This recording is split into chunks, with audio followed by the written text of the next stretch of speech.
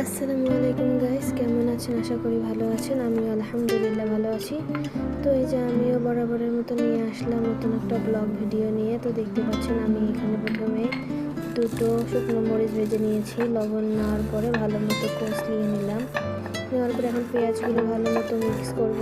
Mix করার পরে ধনে পাতাটা নেব।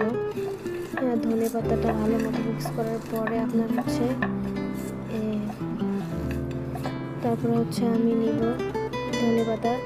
তারপরে ধনেপাতা একটু পরে নিচ্ছি। আমি আগে এই যে সরিষার তেল প্রথমে ভালো মতো দিয়ে কষলিয়ে নিব। কষলিয়ে নেওয়ার পরে সব কিছু মেখে টেখে আমি কি করব, এখানে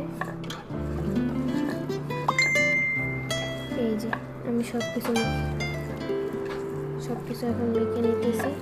মেখে নেওয়ার পরে আমি এখানে পান্তাটা অ্যাড করবো। যে এটা বলতে গেলে একটা মরিচ ভর্তা, এত টেস্ট খেতে, এত টেস্ট মানে বলার বাহিরে। তো এভাবে আপনারা চাইলে মরিচ ভর্তা ধনেপাতা দিয়ে বানিয়ে খেতে পারেন, অনেক মজা এটা খাবার।